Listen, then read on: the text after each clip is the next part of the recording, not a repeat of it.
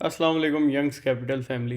Welcome to another episode of stock talk. Stock talk के इस episode में doctor Farooq Haider पिछले वीक का प्रीव्यू करेंगे, रिजल्ट्स के बारे में डिस्कशन होगी और फ्यूचर मार्केट की इनसाइट्स होंगी, और एंड पे आपको एक मिड टर्म जेम के बारे में भी बताया जाएगा। आइए आपको लिए चलते हैं डॉक्टर अली हैदर और डॉक्टर फारूक हैदर की तरफ।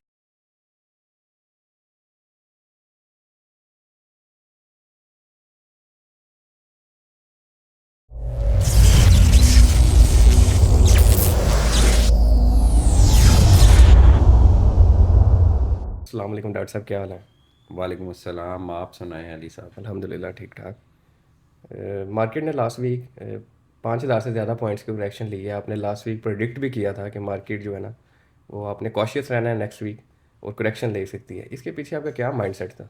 देखें जी, इसको आप प्रिडिक्शन ना कहें, ये कैलकुलेशन होती है और कैलकुलेशन कैन बी रॉन्ग। मैं इसलिए सबके सामने ये ओपनली एडमिट कर रहा हूँ कि कल कोई हमें यही ना समझे कि जो हमने बात करनी है वो बिल्कुल ठीक करनी है।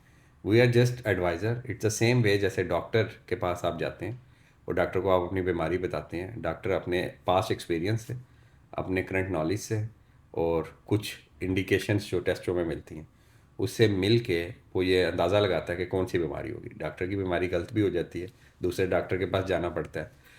इसी तरह ये स्टॉक मार्केट की प्रिडिक्शन जो होती है ना, ये प्रिडिक्शन नहीं होती है, कैलकुलेशन होती है। जो भी कहते हैं ना मैंने प्रिडिक्ट किया था, मेरे ख्याल से या तो गलत कह रहे हैं या ये वर्ड यूज़ ही नहीं करना चाहिए। अच्छा, अब आपने बात की लास्ट वीक की।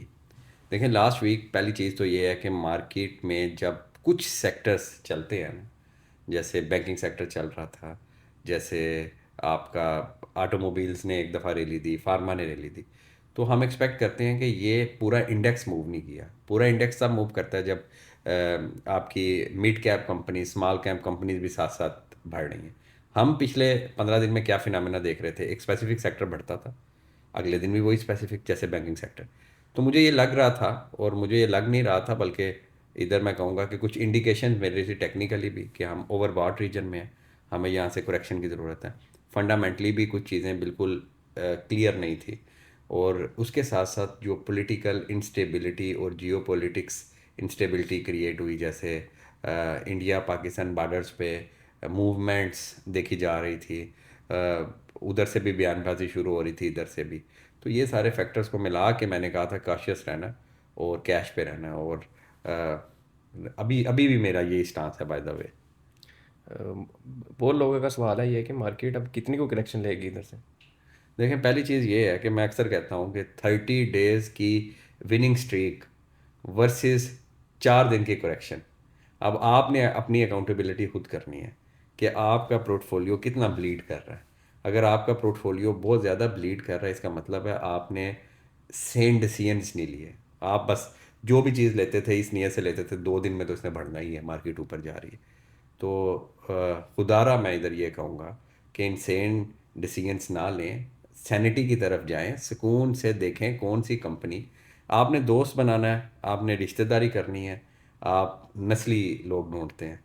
शेयर्स की बारी आपको वो चाहिए जो 2 दिन में ऊपर चला जाए। ठीक है, तो ये एक लिटमस टेस्ट भी है उन दोस्तों के लिए जिन्होंने 30 दिन कितना कमाया और इन 4 दिन में कितना गंवाया।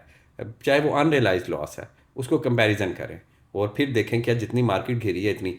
बाय द वे, मैं कैलकुलेट कर रहा था आफ्टर पाक इंडो वार के बाद एक वीक में जो ये 3% का तकरीबन डिप आया, ये अरसे बाद आया और बिल्कुल ये ऐसे पहला ही है। डिप है। बिल्कुल ऐसे ही है। और नेक्स्ट वीक के बारे में क्या आपकी? मुझ मेरी मेरा भी स्टांस सेम ही है कि हमें कॉशियस रहना पड़ेगा। मुझे लगता है कि ये कंटिन्यू करेगी अभी डिप। एक दो सेशंस तो आपको नेक्स्ट वीक में शायद 2-2 हज़ार नेगेटिव वाले मिलें। और लेकिन ओवरऑल जो मोमेंटम ऑफ मार्केट है दैट इज़ बुलिश। उसके अंदर ये करेक्शन है और ये करेक्शन हेल्दी करेक्शन है। और जैसे आपको पता है यंग कैपिटल की पूरी टीम ही कहती है कि आपने हमेशा फंडामेंटली स्ट्रॉन्ग से क्रिप्स में काम करना है। तो अक्सर लोग ये पूछ रहे हैं कि हमने लॉन्ग टर्म एंट्री लेनी है Meezan bank, FFC, Efert, Glaxo ऐसे शेयर्स में। तो क्या ये एंट्री का ठीक टाइम है? और अगर एंट्री लेनी है तो कितना फुल कैश से लेनी है, कुछ अपने पास भी रखना है? देखें, सबसे पहली चीज़ जो हम ये बातें कर रहे होते हैं ना, और हर वीक हम ये पॉडकास्ट करते हैं या मैं सेशन करता हूँ, that is for swing traders, that is for new learners. जो लॉन्ग टर्म की नीयत से बैठे हैं ना, मैं आपसे क्वेश्चन पूछता हूँ, you have done MBBS with flying colours, मुझे ये बताएं कि क्या MBBS के दरमियान आपको मुश्किल पेपर या एग्ज़ाम हो सकता है, आपकी कोई सप्ली भी आई हो, कोई टेस्ट आपका ठीक ना होता हो, कोई टेस्ट में आप एब्सेंट हो, तो क्या आपने वो MBBS छोड़ दिया था? नहीं, बिल्कुल नहीं। सेम यही वे है कि आपने एक नियत कर ली है कि मैंने मिज़ान बैंक लेना है और मैंने मिज़ान बैंक 5 साल के लिए लेना है, और ले सकते हैं आप।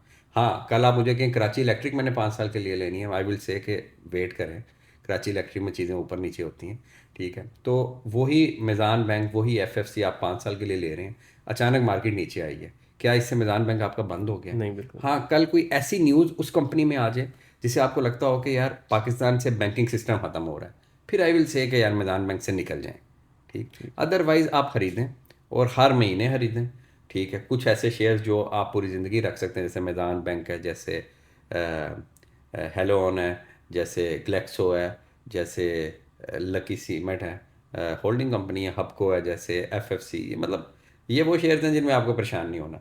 तो मैं ये सजेस्ट करूँगा कि आप अभी लें, कोई भी वक्त अच्छा वक्त नहीं होता, कोई भी वक्त बुरा वक्त नहीं होता। देखिए, आप शेयर ले रहे हैं ये सोच के कि मैं बेस्ट रेट पे ले रहा हूँ, और वही शेयर कोई ना कोई तो बेच रहा है ना, मैं बेच रहा हूँ क्या सोच के बेच रहा हूँ कि बेस्ट रेट पे बेस्ट बेच रेट रहा हूँ। पे। तो ये गेम और ये चीज़ चलती रहेगी, ऐसी एक फुलिश स्पेस है इन्वेस्टर्स की, बस इसी तरह। तो लेना शुरू करें और हर डिप पे थोड़ा थोड़ा ले। अगर आपके पास 10 लाख का आपने कोई शेयर लेना, तो I will suggest 50 lakh 5 lakh का भी ले लें, उसके बाद 2.5 लाख का ले लें, और नीचे आए 2.5 लाख का और ले लें। अच्छा, थोड़ा सा ये बताएं, जो ये न्यू इन्वेस्टर्स हैं ना, ये इन्होंने जिन्होंने बिलिश मार्केट में एंट्री ली है पिछले लास्ट 1 ईयर से, ये अक्सर पूछते हैं कि हमने शॉर्ट टर्म के लिए शेयर लिया था, वो नीचे आना शुरू हो गया। जब उनसे कहते हैं शॉर्ट टर्म से मतलब क्या है, कहने कल लिया था और आज आना है। ये थोड़ा बता दें कि शॉर्ट टर्म, मिड टर्म, इन दोनों में क्या डिफरेंस है, स्विंग ट्रेड में क्या डिफरेंस है? ये मैं आपको नहीं बताता, ये मैं डायरेक्ट उनसे मुखातिब होता हूँ, मेरे वाईसी फैमिली के प्यारे नए भाइयों, नए आए हैं ना ये लोग, जी। ठीक है। मैं आपसे ये रिक्वेस्ट करूँगा, मार्केट में हर रोज़ आपको अपर कैप नहीं मिलेगी, हर रोज़ आपका पोर्टफोलियो पॉजिटिव नहीं होगा। इवन कि आपकी अपनी अम्मी से भी आपको रोज़ देसी घी के पराठे नहीं मिलते, 2 दिन मिलते हैं, 3 दिन मिलते हैं, उसके बाद फिर ज़िंदगी में नॉर्मल आना पड़ता है। आप सुपर बुलिश ट्रेंड में मार्केट में एंटर हुए हैं, आपको लगता है कि आज जो मैं चीज़ लूँगा कल तो वो पॉजिटिव होनी है। एक शेयर जब आप लेते हैं, नियत कर लें सर, लिख लें, सोच लें कि ये 90 दिन मुझे 1 रुपया भी ना दे, तो ये पैसे मुझे 90 दिन में चाहिए तो नहीं, ठीक है। तो बस आपने एक शेयर में, जिस शेयर में डॉक्टर साहब आपने एंटर होना है, ठीक है। आपने भी हमेशा यही बताना है और मैं भी यही बताता रहूँगा कि उससे आपने 90 दिन का सोच के एंटर होना है, ठीक है। ठीक है। हाँ, उसके बाद अगर ऊपर नीचे चीज़ होगी तो ये, जहाँ तक शॉर्ट टर्म ट्रेड है, शॉर्ट टर्म ट्रेड मीन्स हफ्ता, 2 हफ्ते, 3 हफ्ते, up to 90 days. Swing trades और शॉर्ट टर्म ट्रेड एक ही एक होते हैं, ड्यूरेशन। ठीक है। पोजिशनल ट्रेड का मतलब होता है कि मैंने मिड टर्म ट्रेड, मैंने एक चीज़ इधर ली और अगले 8-9 माह में, 8-9 माह से मुराद है 3 क्वार्टर एटलीस्ट, ठीक है। और अगर 9 माह साल से ऊपर हो, up to 3 years, up to 6 year, 5 year, वो फिर लॉन्ग टर्म में चला जाता है। ठीक है। तो ये मेथड है। दूसरा मैं ये पूछना चाहूँगा, जो मिड टर्म जैम आपने बताए थे लास्ट वीक पहल का, उससे पिछले वीक मुगल का, वो नीचे आना शुरू हुए हैं। तो जो इन्वेस्टर ने एंट्री ली है आपके कहने पे, वो थोड़ा परेशान हो तो गए, मेरे उनके कहने बारे पे में। पहली बात है, कोई एंट्री ना लिया करे, ठीक है। ना आपने मुझे प्रॉफिट देना है, ना आपने मुझसे लॉस लेना है। मैं सिर्फ एज़ पर माई नॉलेज मैं आपसे शेयर करता हूँ, और मेरा नॉलेज नहीं होता, पीछे वाईसी टीम की वर्किंग होती है। तो आई विल सजेस्ट कि पहल नीचे आ रहा है और अपॉर्चुनिटी के डोर ओपन है, और पहले लेते हुए भी मैंने ये कहा था कि आपने हमेशा हर चंक्स देते में लेना है। मुगल नीचे आ रहा है, अपॉर्चुनिटी का डोर है। हाँ, उस कंपनी में जिस दिन कोई ख़राबी आएगा या उस कंपनी के अंदर कोई फंडामेंटल चेंज होंगे, तो सबसे पहले मैं आऊँगा, चाहे मुझे लाइव आना पड़े, और मैं बताऊँगा जी मैंने कहा था कि मुगल ले इस बेस पे, वो बेसिस ख़राब हो गई है, अब आप मुगल से एग्ज़िट कर जाए। और जो मैं आपको बता रहा होता हूँ, कोशिश करता हूँ मैं खुद भी लूँ, ठीक है। और मैं आपको बता रहा होता हूँ फंडामेंटल बेस पे, मैं टेक्निकली चार्ट्स नहीं उसके देख रहा होता, बस इतना देखता हूँ कि चार्ट में कोई ऐसी चीज़ें तो नहीं है कि अभी इसकी बाइंग ही नहीं बनती हो।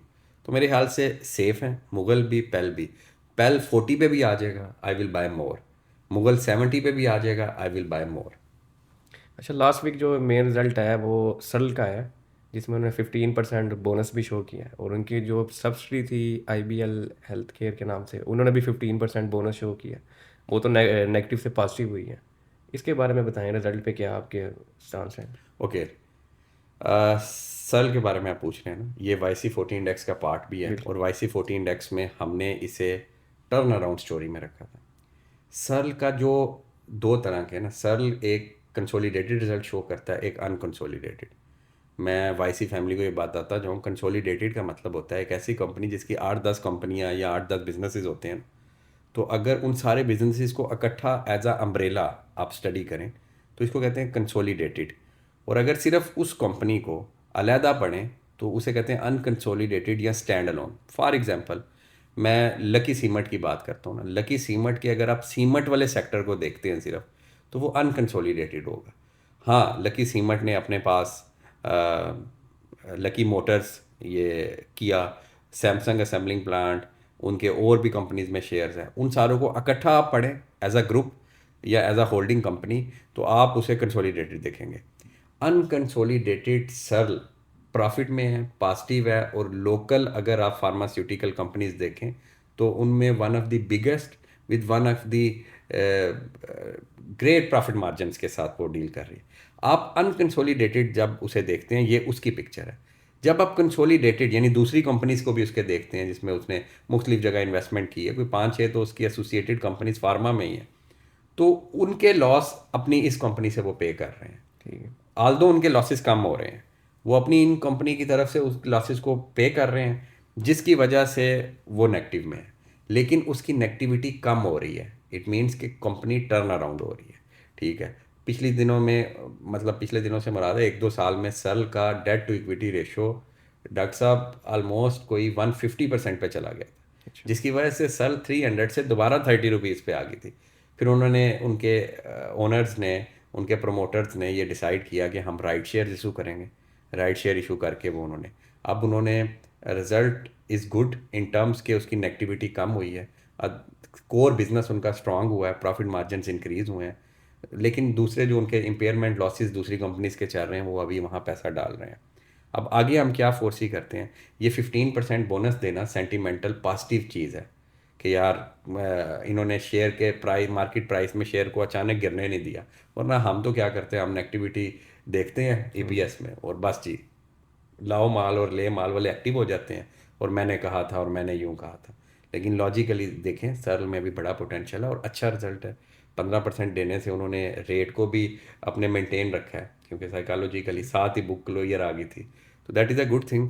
अब हमने क्या देखना है, हमने ये देखना है कि सर्ल अगले रिजल्ट में दूसरी कंपनीज में कितने लॉसेस को कम करता है। बिल्कुल तो ठीक। इंशाल्लाह ताला Searle will be a turn around story. अगर एक साल में आप सर्ल को 250 पे भी देखना चाहें तो देख सकते हैं। नेक्स्ट वीक जो रिजल्ट्स हैं उसकी बात की जाए थोड़ी, तो साजगार का मेन रिजल्ट है। साजगार बड़ी टर्न अराउंड स्टोरी हुई है, तो इसके रिजल्ट को आप कैसे आप देख रहे हैं जो इसका वाटर कहा है? देखिए, साजगार की टर्न अराउंड स्टोरी नहीं मैं कहूँगा, साजगार इज द ग्रोथ स्टोरी। साजगार उन कंपनीज में से हैं कि आप उनके ग्रॉस मार्जिन्स देखें, उनके कैश फ्लोज देखें, उनकी हर चीज़ को देखें, तो साजगार आपको एक बुकिश आइडियल जो चीज़ होती है ना, कि ग्रॉस मार्जिन कितने होने चाहिए कंपनी के पास, कैश कितना होना चाहिए कंपनी के पास, डेट कितना होना चाहिए, आइडियल सिचुएशन में साजगार उसमें उतरती है। साजगार को हैवल, हैविटाल, ये जैसे हैवल रोड्स पे चल रही है, साजगार उसी तरह स्टॉक मार्केट में चल रहा है।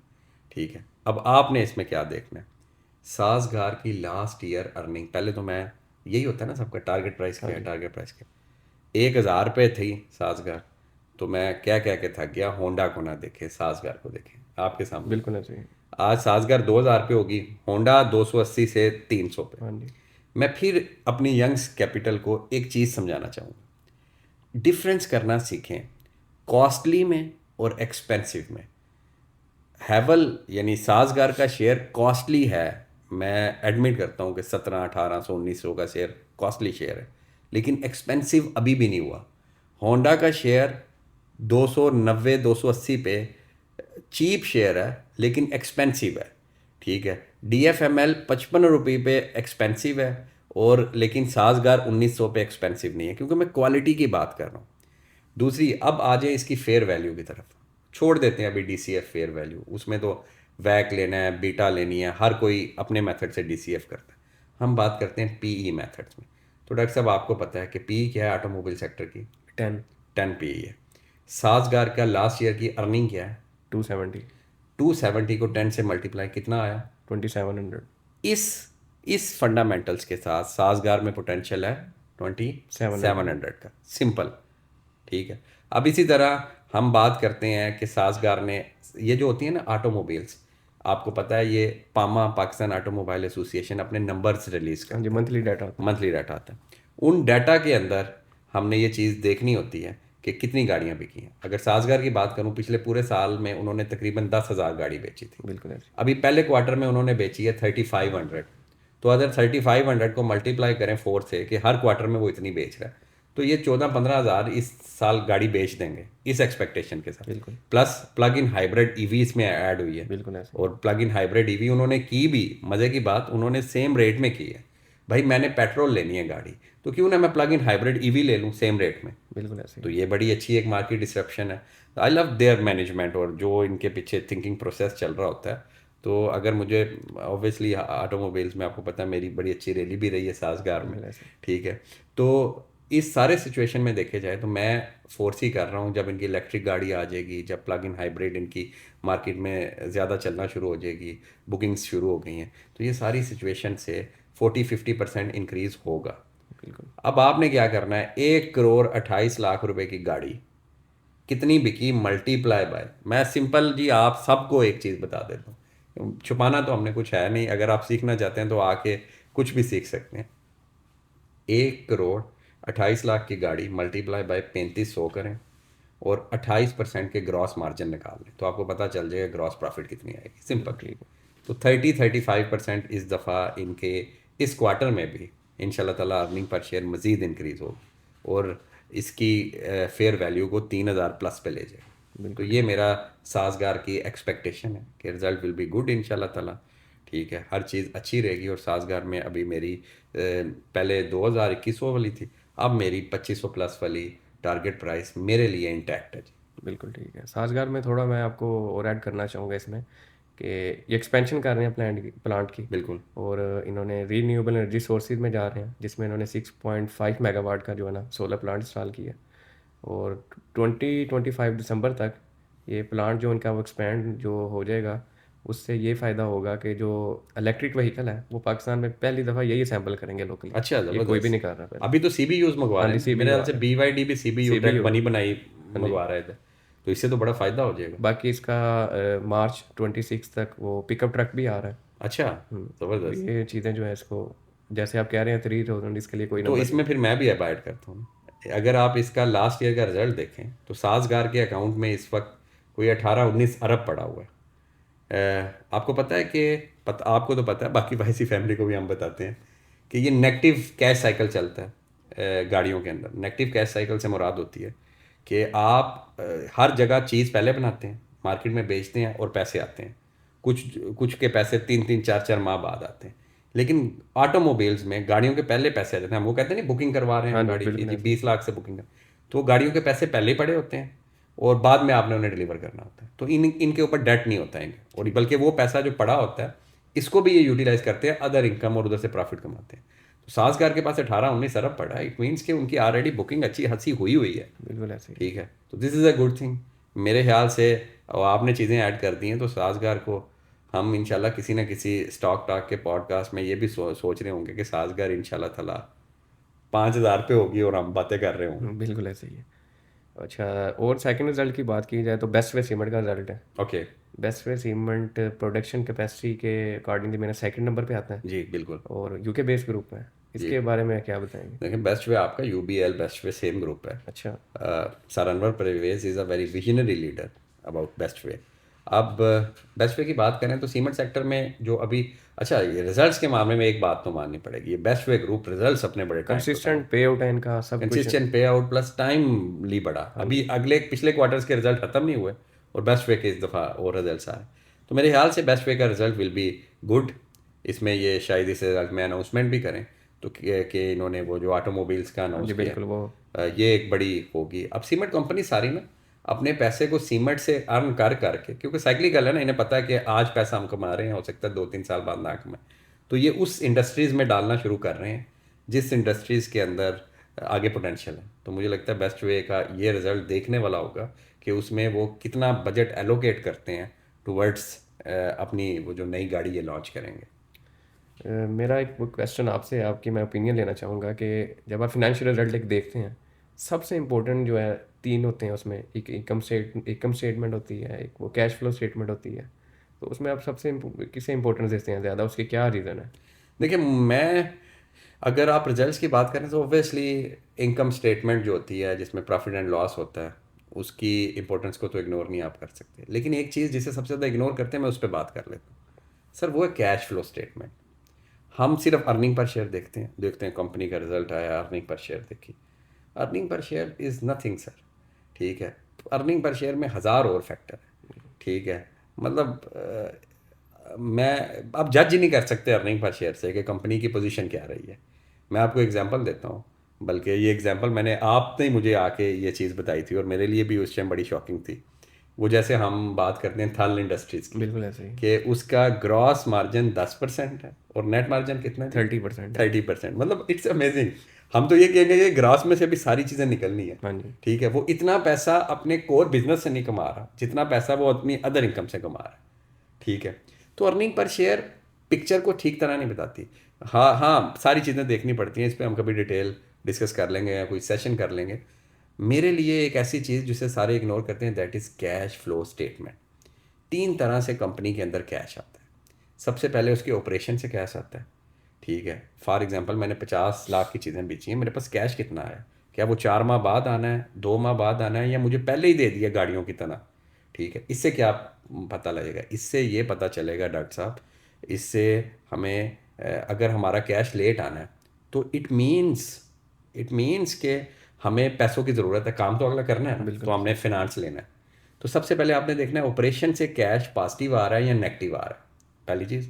दूसरा, कैश फ्लो स्टेटमेंट में ये देखना होता है कि कैश फ्लो में इन्वेस्टमेंट कर रहे हैं या इन्वेस्टमेंट से पैसे आ रहे हैं, ठीक है। तो ये चीज़ भी बड़ी इंपॉर्टेंट होती है।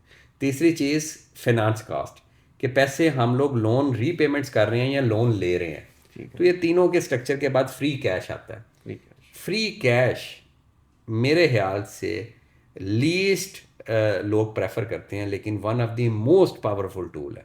आप ठट्टा सीमट की रैली देख लें, आप पुरानी एयरलिंक की 36 वाली रैली देख लें, आप साजगार 49 से देखना शुरू करें और इसके ग्राफ को कंपैरिजन करें विद इसके फ्री कैश। जो जो फ्री कैश बढ़ेगा, ये सारी चीज़ बढ़ेगी। तो मेरे लिए ये एक समझ लें कि अगर वाईसी फैमिली को अगर मेरे से कोई टिप चाहिए ना, कि डॉक्टर साहब आप अपने पोर्टफोलियो को मेंटेन करते हैं, ये बातें तो वो हैं जो सारे एनालिस्ट करते हैं, कौन सी ऐसी चीज़ है जिसको आप देखते हैं और एनालिस्ट वो बात नहीं करते? सर, वो फ्री कैश फ्लो है। फ्री कैश फ्लो हम अक्सर सुनते थे ना हाँ जी। डॉक्टर साहब के कैश इज़ किंग। हाँ जी। वो कैश इज़ किंग इसलिए कि मेरे पास फ्री कैश होगा तो मैं नई अपॉर्चुनिटीज़ में इन्वेस्ट करूंगा ना। बिल्कुल। ठट्टा के पास फ्री कैश अरबों 1-2 अरब रुपया आया, तब उसने सोचना शुरू किया ना कि मैं बेलारूस के ट्रैक्टर्स लूँगा, मैं नई फैक्ट्री में इन्वेस्ट करूँगा, जो तो फ्री कैश जो है ना, वो इज़, मैं कहता हूँ जी, इज़ किंग, ठीक है। तो कंपनीज में ये देखना शुरू करें। गदून टेक्सटाइल ने अच्छा रिजल्ट दिया, हर चीज़ दी, कैश फ्लो नेगेटिव था, देख लें गदून कैसे मार पड़ी। सारे 400-500 पे जाके जब मैंने एग्जिट किया और सारे कहते हैं नहीं नहीं, इसने तो 800, 900, 1000, 1200, ठीक है। तो ये एक चीज़ को आपने ज़रूर देखना है। बिल्कुल ठीक है। अब हमें कोई जो फेवरेट जिसके लिए लोग पॉडकास्ट देखते हैं, मिड टर्म जेम के बारे में बताएं। देखें जी, पॉडकास्ट लोगों देखते हैं और मैं थैंक यू भी करूंगा जी, बड़ी अच्छी अप्रिसिएशन बढ़िया। मिलती है। हम इसे हर एपिसोड में इसे अपग्रेड करेंगे। प्लस आप सब यंग्स कैपिटल फैमिली का पार्ट हैं। हम लिटरली आप लोगों को और दिल से एक प्रोफेशनल फैमिली का पार्ट समझते हैं और हमारी कोशिश ये होती है कि यंग कैपिटल के लिए कल हम ऐसा क्या करें जो कोई ना कर सके, परसों ऐसा क्या करें। और ये एक जर्नी है और मैं आपको कहूँगा कि हमारे ये ग्रुप्स को भी शेयर किया करें। ये अभी हम ब्रोकेज हाउस में भी आ रहे हैं और जब ब्रोकेज हाउस में आएंगे, अभी आपका एक सबका ये भी क्वेश्चन है उस मिड टर्म से पहले, क्योंकि मिड टर्म के लिए तो आप सबने मेरी बात सुननी है ना। तो मिड टर्म से पहले ये है कि हम ब्रोकरेज हाउस में इंशाल्लाह ताला we are working on it. Pakistan one of the best customer care आपको देंगे, पाकिस्तान की one of the best research देंगे, और बगैर ब्रोकरेज की अगर हम आपको ये चीज़ प्रोवाइड कर रहे हैं, ब्रोकरेज के साथ हम क्या प्रोवाइड करेंगे, इंशाल्लाह ताला टाइम विल टेल और अल्लाह करम करेगा इस चीज़ पे। अच्छा, तो तब मिड हम टर्म। रिक्वेस्ट भी करेंगे हम इनसे ब्रोकरेज हाँ, की। इंशाल्लाह क्यों नहीं। अच्छा, मिड टर्म जेम से मैं पहले कह रहा था कि एक सजेशन आई है मेरे माइंड में, आपसे मैं पूछना चाहूँगा कर लें या ना करें, कि और इंटरेक्टिव बनाने के लिए पॉडकास्ट को हम एक फ्रिक्वेंटली आस्क्ड क्वेश्चन करना FAQ का पोर्शन रखते हैं, ओके। जिसमें ये अब लोग जो हमारे पॉडकास्ट देख रहे हैं ये कमेंट्स करें अपने अपने क्वेश्चन, और जो नेक्स्ट होगा ना पॉडकास्ट में उनका नेम लेके हम ये क्वेश्चन हाँ, उनके ज़रूर पूछेंगे। करें सर। अगर इनमें से कोई आना चाहता है तो मैं तो आपको ये सजेस्ट करूँगा कि आप किसी तरह अली से भी ये रिक्वेस्ट करते हैं, आप भी कोई ऐसा फॉर्मेट बनाएं कि आप 10-15 मिनट के लिए किसी एक बंदे को सिलेक्ट करें, बिल्कुल वो अपने क्वेश्चंस लेके आए ऐसे ही। ताकि, और इस पॉडकास्ट को अभी तो हम रिकॉर्डिंग कर रहे हाँ जी, हैं और ये अनएडिटेड ही जाता है, वैसे भी इसमें कौन सी एडिट होती है एडिट, तो आप लाइव करना शुरू करें इसे और बिल्कुल उसे बिल्कुल। लाइव साथ अपने एक वाईसी फैमिली के किसी भाई को, किसी बहन को लेके आएँ, उसके क्वेश्चंस को आंसर करें ताकि सबको फ़ायदा हो। बाकी ठीक ये है। सारे कमेंट्स में बता दें कि ऐसा करने से क्या फ़ायदा होगा और सजेशन दिया करें। वो यार ओपन, यार हम रात को सोचते हैं कि हमें लगता है इससे फ़ायदा होगा, मैं अगर इस स्टेज पे होता मुझे फ़ायदा होता, और अगले दिन हम कर देते हैं। हमारा और कोई कुछ नहीं है, ठीक है, कोई हमें डील नहीं कर रहा, कोई बैरूनी फंडिंग नहीं आ रही, बस अल्लाह करम रख रहा है अपना। अब बात मेन वो सारे चले ना जाए उन्हें मिड टर्म तक। देखिए मिड टर्म मुगल पे, हम पहल पे। तीसरी चीज़ जिसके बारे में मैं बड़ा ज़्यादा पॉजिटिव हूँ, दैट इज़ गाल, गंदारा ऑटोमोबाइल लिमिटेड। क्या मज़े की कंपनी है। मैनेजमेंट को मैं 10 में से 6-7 पॉइंट्स देता हूँ, मैं उसे 10 नहीं देता, लेकिन अनएक्सपेक्टेडली डिविडेंड दे दिया उन्होंने। बड़ी बात है। अब उनकी क्या अर्निंग आई है, चलें मैं आपसे इसलिए पूछ रहा हूँ, ये ना कि मैं आपका टेस्ट ले रहा हूँ, ताकि हमारे यंग कैपिटल फैमिली को ये चीज़ समझ आए। कितनी अर्निंग आई है सर? 71। 71 पिछले साल की अर्निंग आई है। हाँ जी। और क्या है आपका वो 10 10 की सेक्टर के पी पी या है। सेक्टर हाँ की जी। मल्टीप्लाई करें कितना आया? 700। 710। 710 रुपये तो उसकी पी के हिसाब से उसकी अर्निंग है, अर्निंग ठीक है जी। अब उन्होंने एक नया जैक T9 का एक वेरिएंट लॉन्च किया जो 90 लाख से भी कम है, ठीक है। ये एक पॉजिटिव चीज़ आ गई अंदर, पॉजिटिव ठीक है, एक चीज़। दूसरी चीज़, इसके कैश फ्लो में 5 अरब रुपया पड़ा है, इसका मतलब है इसके पास ऑर्डर्स पड़े हुए हैं। एडवांस है। ये सारे फैक्टर्स को आप इंक्लूड करें तो 710 पहला टारगेट है जैक का, ठीक मतलब है। जैक का नहीं, गाल का। गाल का। और दूसरा टारगेट इज़ 850। कितनी देर में? आई एम सीइंग कि इंशाल्लाह ताला 4 से 6 माह के अंदर हम लोग 850 से 900 के दरमियान होंगे इन गाल। तो ये मेरी सेकंड मीटर। और अगले इसका वो बुक लोयर की डेट भी मेरे ख्याल से पास है, 3-4, हाँ जी, 15 या 14 अक्टूबर। 14 या 15। तो उसके अंदर भी we will see are rally. तो लेके रखें जी, बड़े अच्छे रेट पे है और इंशाल्लाह ताला गाल will be next big thing in mid term. जी इंशाल्लाह। ठीक है डॉक्टर साहब, बहुत शुक्रिया, बहुत चीज़ें आपसे सीखने को मिली और ये इंशाल्लाह लर्निंग का जो जर्नी है ये ऐसे ही जारी रहेगा। थैंक यू जी, थैंक यू, इस दुआ के साथ कि अल्लाह आपको और सारी वाइसी फैमिली को खुश रखे जी। Thank you so much. अल्लाह हाफिज़।